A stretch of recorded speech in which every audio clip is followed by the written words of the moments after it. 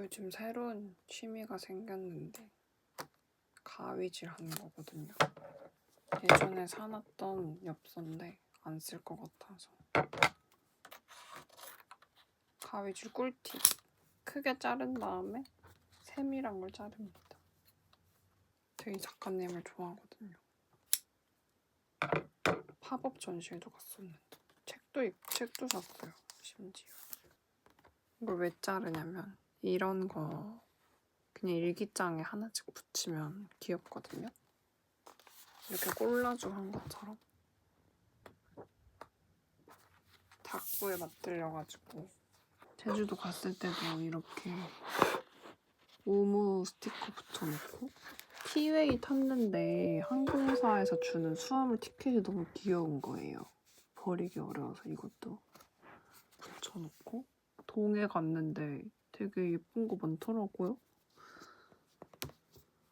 그래서 이 달은 유난히 초밥 많이 먹었길래 초밥을 붙여놓고 저는 일기를 쓰면 그 달의 문장에 이렇게 형광펜을 칠해놔요.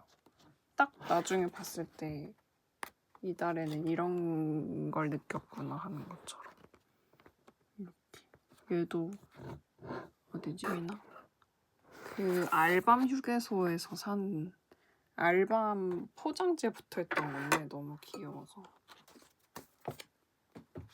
아무튼 가위질이 새로운 취미생활이 됐는데 느낀 점이 이게 제가 쓰는 예쁜 가위거든요. 디자인이 예뻐서 산.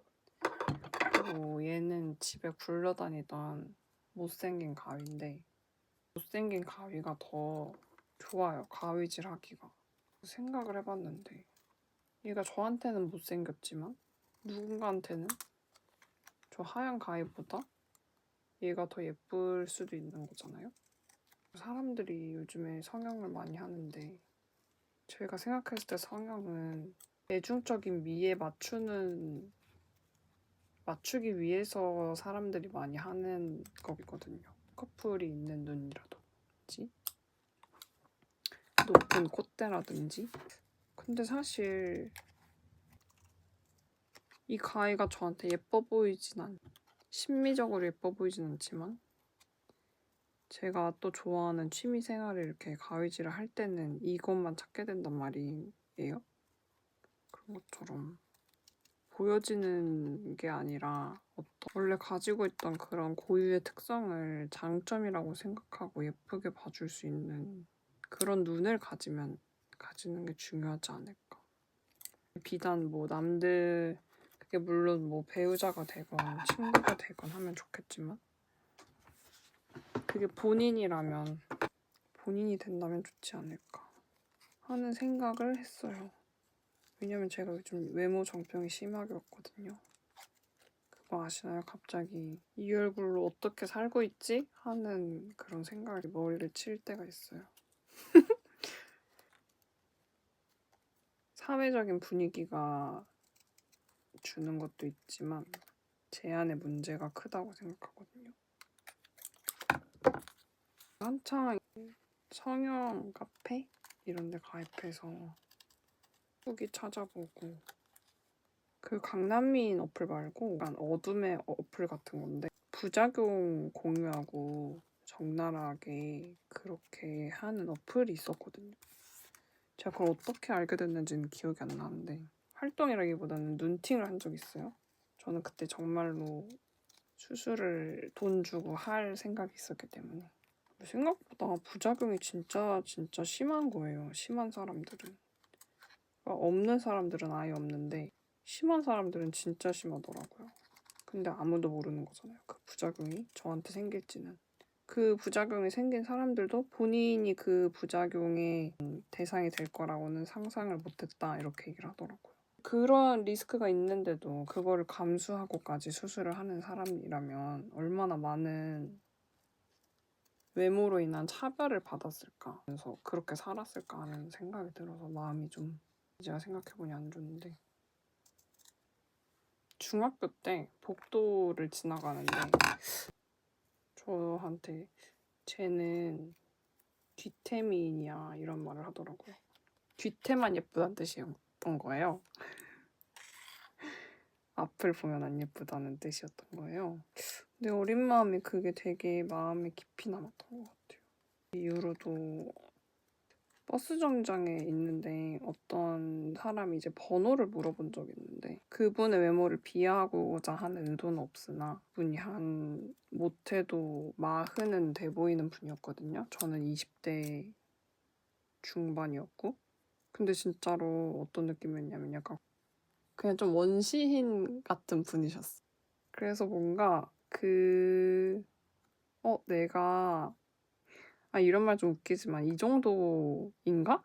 그러니까 그 정도인가? 어쨌든 막 번호를 따는 것도 본인이 보기에 이제 뭔가 외모가 괜찮다, 그러니까 마음에 든다고 생각했을 때 따는 뭔가 자기랑 잘 어울릴 것 같고 막 이럴 때 따는 거 아니에요? 저는 모르겠어요. 그러니까 잘 모르겠네. 아무튼 그래서 제가 그때 이제 너무 큰 마음에 뭐랄까 혼란을 겪고 열심히 수술을 하고 싶어서 알아본 거죠. 예뻐지고 싶다. 예뻐져서 뭔가 나에게 번호를 따는 그 이성의 외모를 높이고 싶다. 진짜 솔직하게 말하면 이런 마음이 있었던 것 같아요. 그러니까 싶다기보다는 내가 예뻐지면 나에게 접근하는 그 번호를 따고자 하는 이성의 외모가 높아지지 않을까 하는 생각을 그때 했던 거죠. 지금 생각하면 참 어리석은 생각이지만 그리고 번호를 따이는 것이 하등 중요한 일이 아닌데 그때는 왜 그렇게 중요했는지 모르겠어요. 뭐 그러려고 그랬나 봐요. 근데 그러니까 시간이 많이 지나고 외국에서 지내고 다시 돌아와서 하는 생각이 사람들이 다 각자 예쁜 부분이 있거든요. 진짜 연예인처럼 예쁘고 이목구비가 또렷하고 이런 게 아니더라도 저는 사람들이 고유한 각자만의 아름다움이 있다고 생각을 하거든요. 뭐 얼굴이 아니더라도 그 사람의 분위기라든지 아니면은 말을 하다 보면 빠져들게 되는 사람도 있단 말이에요. 취미나 취향이나 이런 걸 공유하다 보면은 몰랐던 부분이 보이면서 그 사람이 좀 예뻐 보인다 이렇게 생각을 한단 말이에요. 뭐 남자의 경우도. 이런 거를 느끼면서 남들은 내가 이렇게 봐주는데 왜 나는 나를 이렇게 엄격하게 막 잣대를 들이밀어가지고 보지? 하는 생각이 든 거예요. 그래서 그러지 말자 이렇게 결론을 내렸죠. 근데 이렇게 결론을 내렸다고 해서 정병이 안 오는 건 또 아닌 것 같아요. 어쩔 수 없어. 한국에 딱 들어오니까 너무 예쁜 사람들이 일단 많고 비교를 하게 되는 거지. 저 사람은 뭘 했을까? 어떤 수술과 시술을 했을까? 이런 내용들이 이제 궁금해지는 거지. 그나저나 이거 웃기지 않나요? 제가 이 작가님의 이런 귀여운 단순하다고 해야 되나? 보고 있으면 좀 생각이 없어지는 딴 데로 샜는데 비교를 시작하니까 그거를 어떻게 메꿀 수가 없는 거예요. 방법이. 얼굴이 너무 커 보여서. 저는 실제로 그 두상이 좀 큰 편이거든요. 약간 두상이 넓다고 해야 되나? 하필 저는 눈이 콤플렉스인 것도 아니고 뭔가 이제 시술이나 수술로 살짝 건드릴 수 있는 부분이 콤플렉스인 게 아니라 뼈가 항상 콤플렉스였어가지고 두개골을 깎지 않으면 머리가 작아질 수 없잖아요. 정병이 와도 쉽사리 수술을 할 수가 없는 거예요. 두개골을 빠갠다? 이렇게까지 내가 해서 얼굴이 작아져서 얻는 게 뭘까 하는 생각이 들면은 결국엔 수술을 할 수가 없는 거예요. 외모정병이 웃긴 점이 뭔지 아세요? 웃긴 점이 아니고 그냥 외모정병의 특징? 연쇄적으로 온다는 거예요. 만약에 어제 제 얼굴이 커 보인다는 생각이 들었어요. 그러면 오늘은 목이 너무 굵어 보인다든지 생각이 막 연달아 든다는 거죠. 근데 항상 제 패턴은 이렇게 거울을 보면서 여기도 고치고 싶고 저기도 고치고 싶고 하다가도 그 비용과 리스크를 생각했을 때 저는 아마 평생 못할 것 같긴 해요. 근데 누가 비용을 대주고 너 두피골 수술 받아볼래? 하면은 아니야, 그래도 못할 것 같아. 무서워요. 영영 못 일어나면 어떡해. 아, 이씨. 잘못 잘랐다. 괜찮아요. 붙이면 되거든. 그러니까 이거는 잘못 자르면 붙이면 되는데 제 두개골 같은 경우에는 잘못 자르면 붙일 수도 없잖아요. 붙이면 뭔가 평생 두통을 안고 살아야 될 것 같은 그런 느낌적인 느낌. 아마 저는 두개골 수술은 평생 못 하겠지요. 님의 인생은 so lucky. 행복한 날.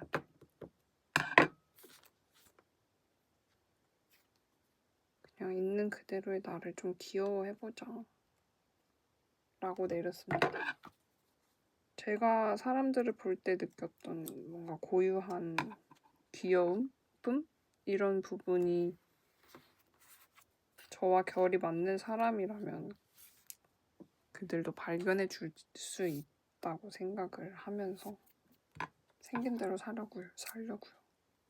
그리고 제가 뭔가 인생에 고민을 할 때는 늘 이거 세 가지를 잘 지키고 있는지 물어보는 게 있는데 이거 아마 짤로도 돌아다녀서 아시는 분들은 아실 텐데 잠을 푹 잤는지 화장실을 잘 갔는지 밥을 맛있는 걸 제대로 챙겨 먹었는지 이거거든요.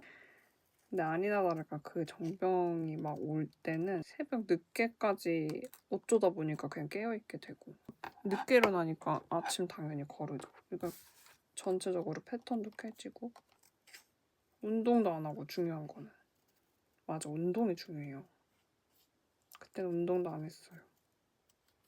병이 왔다면 일단 잠을 푹 자고 맛있는 걸 먹고 화장실도 좀 개운하게 갔다 오고 운동까지 다 해본 다음에 다시 생각해보자.